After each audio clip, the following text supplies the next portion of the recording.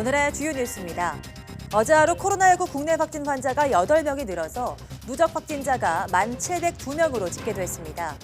사망자는 2명이 추가돼 국내 누적 사망자는 모두 240명으로 늘었습니다. 코로나19에 따른 경제 충격으로 지난 1분기 우리나라 경제 성장률이 마이너스 1.4%를 기록했습니다. 글로벌 금융 위기가 발생했던 2008년 4분기 이후 11년 3개월 만에 가장 낮은 수치입니다. 서울시가 코로나19 사태로 경제적 어려움에 부닥친 영세 자영업자와 소상공인에게 월 70만 원씩 2달간 총 140만 원의 현금을 지원합니다. 지원 대상은 서울의 자영업자, 소상공인 가운데 2019년 연 매출액이 2억 원 미만인 곳입니다.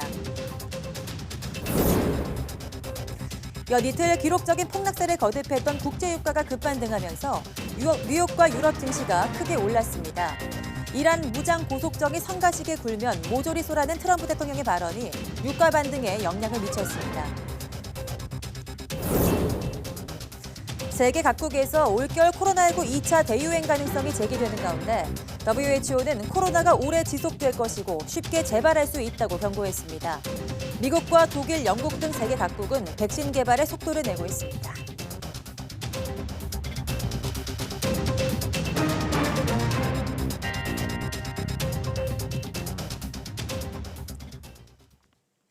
여러분 안녕하십니까? 4월 23일 사이언스 투데이입니다. 어제 하루 코로나19 감염 환자가 8명, 사망자가 2명 늘었습니다. 중앙방역대책본부는 오늘 0시 기준 국내 확진자는 1,702명, 사망자는 240명이라고 밝혔습니다. 신규 환자 절반이 해외 유입에서 나왔습니다. 국내 입국자 특별 검역을 포함한 해외 유입은 이제 1,021명으로 늘었습니다. 지역 발생 감소 추세는 계속됐습니다. 서울을 포함한 14개 지역에서 확진자가 나오지 않았습니다. 대구 4명, 부산과 경기에서만 1명씩 환자가 추가됐습니다. 완치 환자는 134명 늘어서 격리 해제 누적은 8,411명에 달합니다. 코로나19에 따른 경제 충격으로 1분기 우리나라 경제가 마이너스 1.4%의 성장률을 기록했습니다. 한국은행은 오늘 오전 올해 1분기 실질 국내 총생산 속보치를 공개하면서 지난해 4분기보다 1.4% 감소했다고 밝혔습니다. 이에 따라 올해 1분기 우리나라 경제는 글로벌 금융 위기가 발생했던 2008년 4분기 이후 11년 3개월 만에 가장 낮은 성장률을 기록했습니다. 한국은행은 올해 1분기 실질 국내 총소득도 지난해 4분기에 비해서 0.6% 감소했다고 밝혔습니다. 서울시가 코로나19 사태로 경제적 어려움에 부닥친 영세 자영업자와 소상공인에게 월 70만 원씩 2달간 총 140만 원을 현금 지원합니다. 지원 대상은 서울의 자영업자, 소상공인 가운데 2019년 연 매출액이 2억 원 미만인 곳입니다. 다만 유흥업소와 도박, 향락, 투기 등 일부 업종은 제외하기로 해서 서울 전체 소상공인의 72%인 약 41만 곳이 대상이 될 전망입니다. 지원을 받으려면 사업장 주소가 서울이어야 하고 지난 2월 29일을 기준으로 만 6개월 이상의 영업 이력이 있어야 하며 신청일 현재 영업 중이어야 합니다. 다음 달 중순 이후 온라인 접수를 시작하고 6월부터는 오프라인 접수를 진행합니다. 코로나19로 인한 경제 불황이 장기화하면서 항공업계에서 시작된 고용 위기는 제조업과 서비스업까지 전방위로 확대되고 있습니다. 비정규직과 특수고용직 등 취약계층부터 타격을 받고 있는데요. 대책이 필요해 보입니다. 보도에 나혜인 기자입니다. 초등학교 방과후 학교 강사인 김하은 씨는 벌써 석 달째 수입이 한 푼도 없습니다. 코로나19 사태로 수업 재개는 기약이 없는 데다 프리랜서나 다름없는 특수고용직이라 실업급여도 받을 수 없습니다. 계약서도 아직 못 쓴 학교들이 있어요. 전혀 수업과 관계없는 알바를 할 수밖에 없고 그러다 보니까 소득이 극심하게 줄었죠. 구조조정에 들어간 항공, 공항, 숙박업계는 일찌감치 비정규직을 시작으로 노골적인 권고사직 압박을 하고 있고 위기는 제조업계까지 번졌습니다.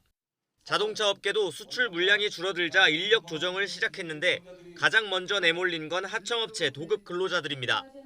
그냥 무급으로 정리를 해버리고 그냥 회사에서 그냥 일방적으로 출근하지 마라. 장기화될 경우에는 당연히 권고사직이나 사직을 할 수밖에 없는 상황. 비정규직이나 특수고용직 등 근로기준법상 해고 제한 규정을 적용받지 못하는 고용 취약계층부터 타격을 받는 게 현실입니다. 지난달 고용지표를 봐도 일용직은 1년 전보다 17만 명, 임시직은 42만 명이나 줄었습니다. 정부가 고용 사각지대에 있는 사람들을 위해 한시적 현금 지원 대책을 내놨지만 노동계는 근본적인 고용 안정 대책을 촉구하고 나섰습니다. 불황이 언제까지 이어질지 모르는 상황에서 고용 유지 기업에 혜택을 주겠다는 접근으론 해고 대란을 막을 수 없다는 겁니다. 코로나19 피해 입은 기업이 정부 금융 지원을 받을 경우에는 비정규직 해고 금지를 의무화하고 사전에 고용 유지 확약서를 제출하게 해야 할 것입니다.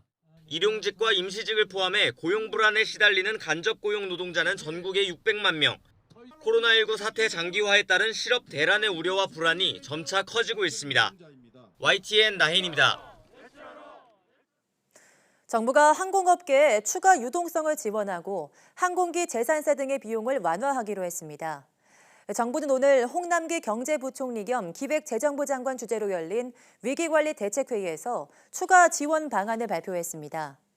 저비용 항공사에 3천억 원을 지원하고 공항시설 사용료와 임대료 감면 등의 대책을 내놓았지만 업계 1위인 대한항공까지 유동성 부족 현상이 벌어지면서 추가 지원을 결정했습니다.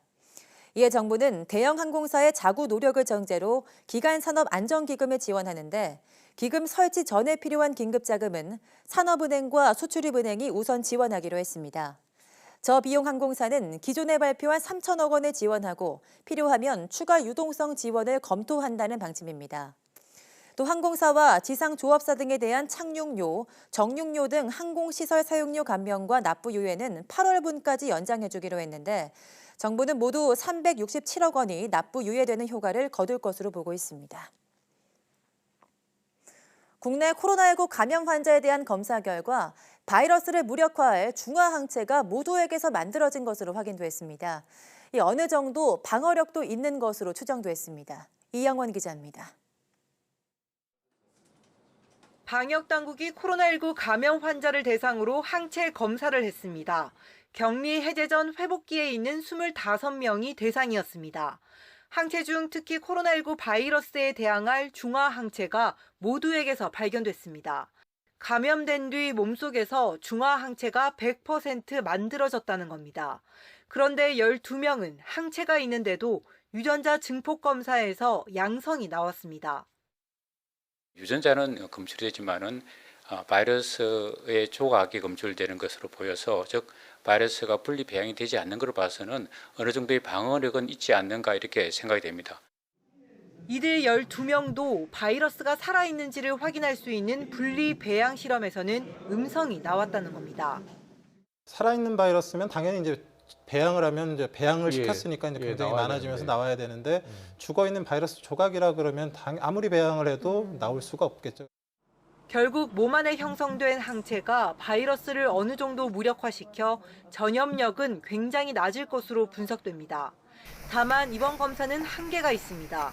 모든 표본에서 항체가 발견된 건 고무적이지만 일반화하기에는 규모가 작은 겁니다.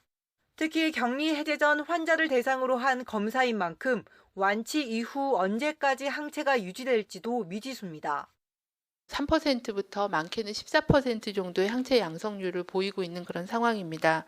대구 경북 지역처럼 조금 광범위하게 지역사회 감염이 일어난 지역을 대상으로는 항체 양성률에 대한 조사를 할 계획을 현재까지는 국민 대부분 면역이 없는 만큼 2차 유행 가능성은 크다고 판단했습니다. YTN 이영훈입니다. 국가 예방접종률이 지난해 같은 기간보다 줄어들었습니다. 예방접종을 늦추거나 중단할 경우 코로나19가 재유행할 가능성이 큰 시기에 예방접종 대상 감염병까지 겹칠 수 있어서 방역당국은 꼭 적게 접종해달라고 요청했습니다. 권남기 기자입니다. 접종률이 특히 떨어진 건 65세 이상이 맞아야 하는 폐렴구균 백신입니다. 1살 이후 첫 접종을 해야 하는 MMR과 수두, 일본리움 1차 접종률도 떨어졌고 만 4세에서 6세 이후 추가로 맞아야 하는 백신도 최대 3%포인트 감소했습니다. 방역당국에 비상이 걸렸습니다.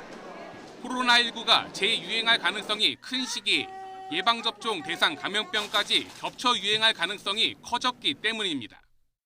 적기에 예방접종을 맞춰서 예방 가능한 그런 감염병들을 차단하는 것들이 가장 중요한 그런 시기입니다. 올 상반기 매년 집단 발생이 컸던 감염병 발생이 줄었는데도 반갑지 않은 이유입니다. 당국은 등교 개학이 시작되면 다시 감염병 집단 발생이 있을 거로 보고 늦추거나 거르지 말고 적기에 꼭 예방접종을 해달라고 당부했습니다. 합병증이 생기기 쉬운 65세 이상 고령자는 반드시 폐렴구균 예방접종을 해달라고 요청했습니다. 코로나19 상황에서 안전한 예방접종이 이뤄지도록 의료기관, 접종 대상자, 보호자별 기본 수칙을 담은 안내서도 마련했습니다. 사전 예약을 통한 접종, 의료기관 방문 시 손소독, 마스크 착용 필수 등이 핵심입니다. 기본 수칙에 따른 예방접종은 5월 말부터 시작될 예정입니다. YTN 권남기입니다. 정부가 생활 방역으로 전환했을 때 개인과 집단이 지켜야 할 기본 수칙을 제시했습니다. 방역관리자 지정과 발열 체크, 거리 두기 등이 핵심적인 내용인데요. 한영규 기자가 보도합니다. 방역당국이 마련한 생활방역 기본수칙은 개인과 집단이 지켜야 할 지침으로 구성되어 있습니다. 개인이 지켜야 할 기본수칙은 5가지입니다. 아프면 3, 4일 집에 머물고 2팔 간격의 건강거리 두기, 30초 손 씻기, 매일 2번 이상 환기와 주기적 소독 등입니다. 마스크 착용과 환경소독, 65살 이상 어르신과 고위험군 생활수칙, 건강한 생활습관 등 4가지 보조수칙도 마련됐습니다. 집단 방역 기본수칙은 공동체가 함께 노력하기와 방역관리자 지정하기, 공동체 방역지침 만들고 준수하기, 발열 확인과 방역관리자에게 협조하기 등 5가지입니다. 해당 지침은 코로나19 마이크로 페이지, 보건복지부 홈페이지 등에서 확인할 수 있으며 생활방역위원회의 검토를 거쳐 개인방역 기본수칙 및 보조수칙과 함께 확정하여 배포할 예정입니다. 아직 추상적이고 포괄적인 개념이지만 앞으로 사무실과 대중교통, 음식점, 쇼핑시설, 결혼식, 장례식 등에 적용할 세부 지침도 마련해 공개할 예정입니다. 24일 날 제가 1단계로 공개되는 지침은 일상생활에서 좀 필수적인 분야를 중심으로 한 20종이 넘는 지침을 우선 공개하게 될 겁니다. 생활 방역 수칙은 기본적으로 강제적 성격이 아니라 권고적 성격의 지침입니다. 이 때문에 생활 방역 수칙이 제대로 지켜지기 위해서는 구성원 모두, 특히 사업주의 참여를 이끌어낼 방안이 절대적으로 필요합니다. 핵심적인 수칙에 대해서는 어느 정도 강제할 필요성이 있다고 보고 벌칙을 부과하는 방안도 검토하고 있습니다. YTN 한윤규입니다.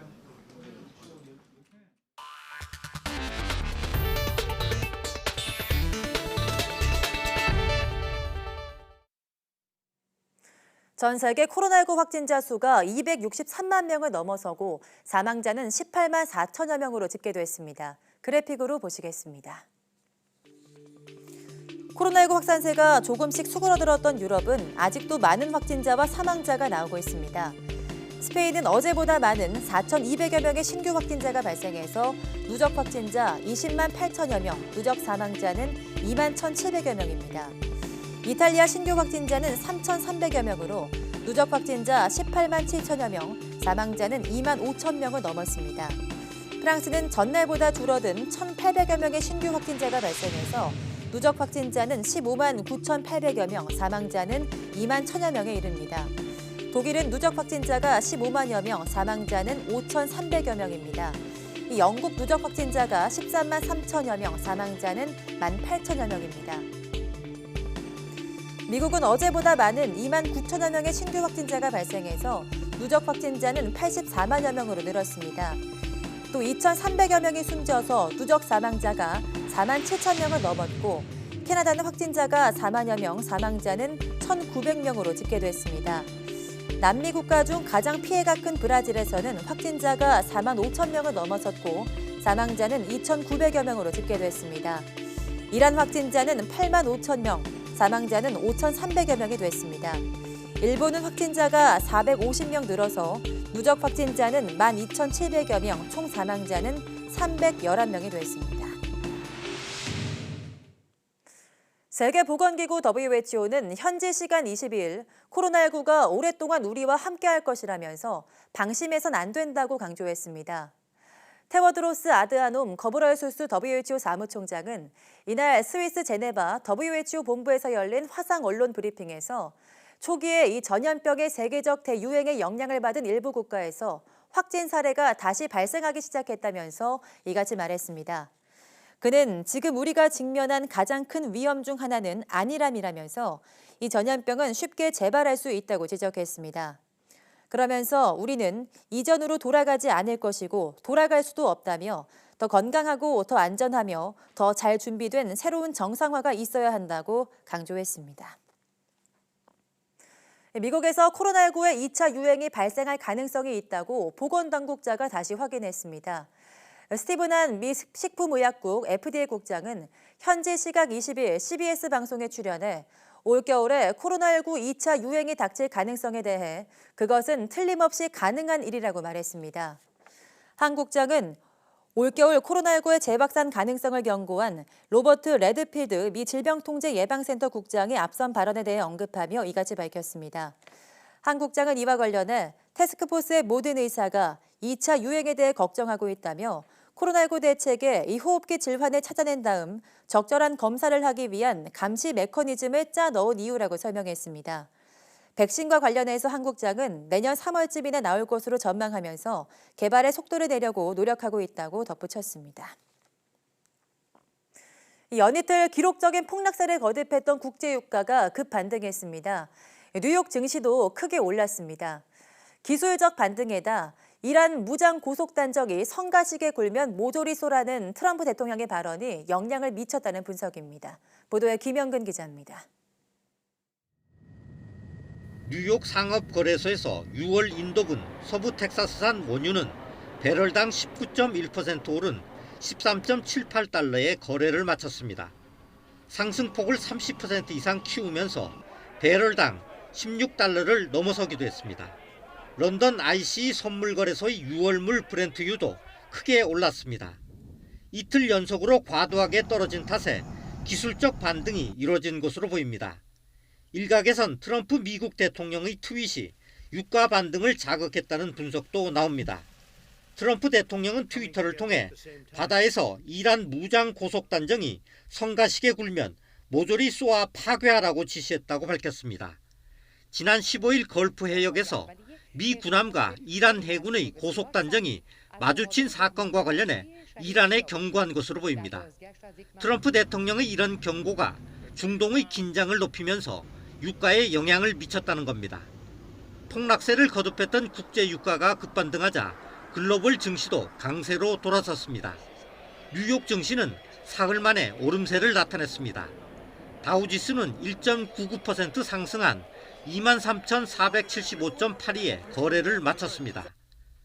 스탠더드 앤 푸어스 500 지수와 나스닥 지수도 2% 넘게 올랐습니다.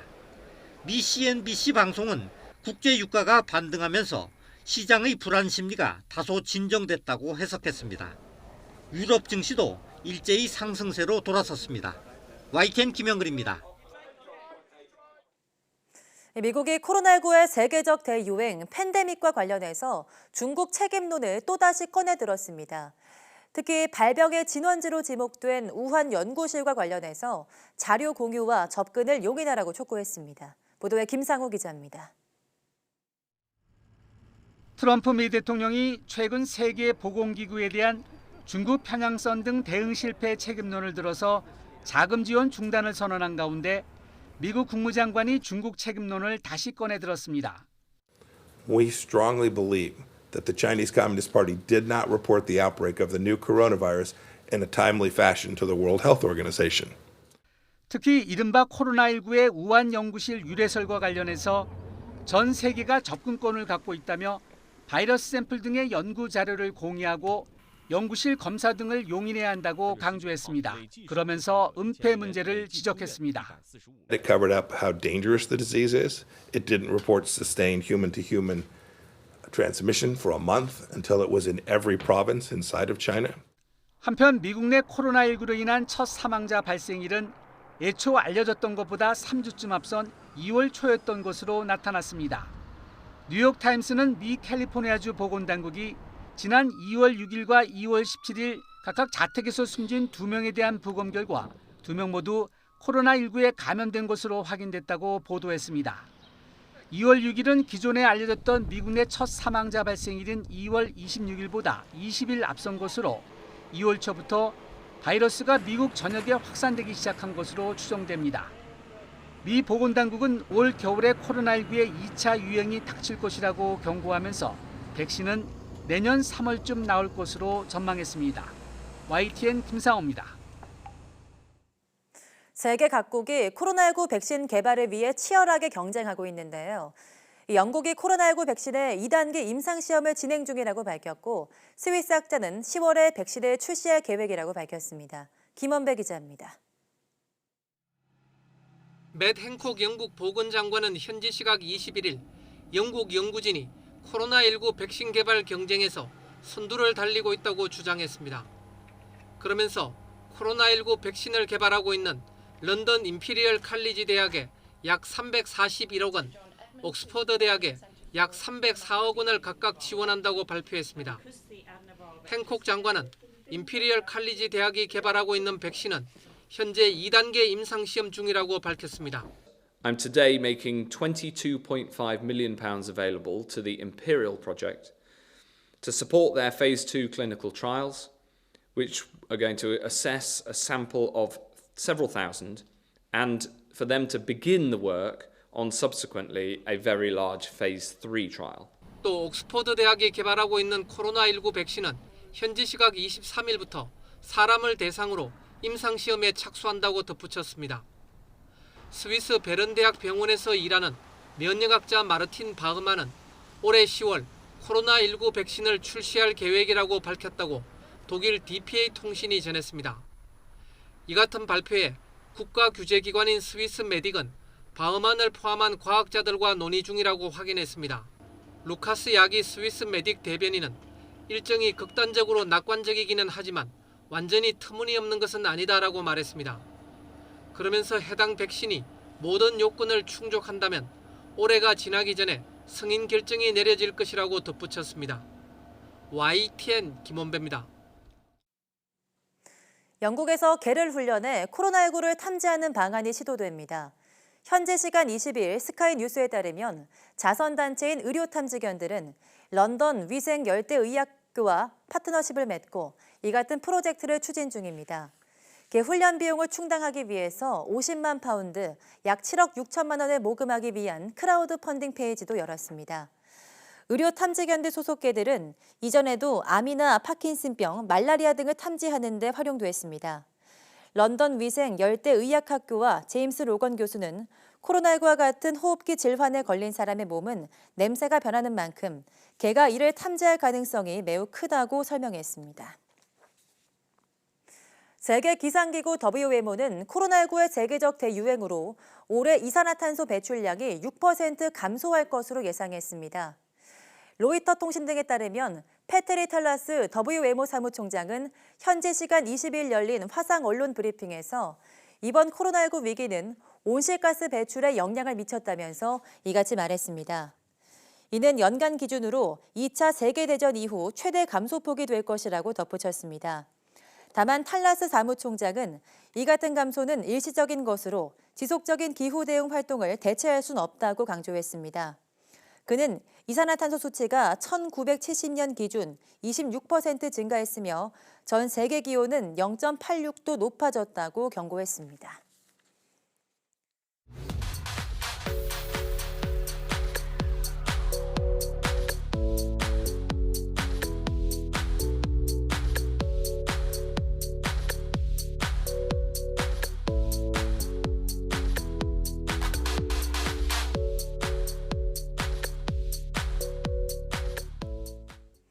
네, 4월 과학의 달을 맞이해서 오후 사이언스 투데이 주민피플에서는 과학계 주요 인사들을 초청해 다양한 이야기를 들어보는 시간을 갖고 있습니다. 오늘 오후에는 한국과학창의재단 안성진 이사장과 함께하겠습니다. 함께해 주신 여러분 고맙습니다.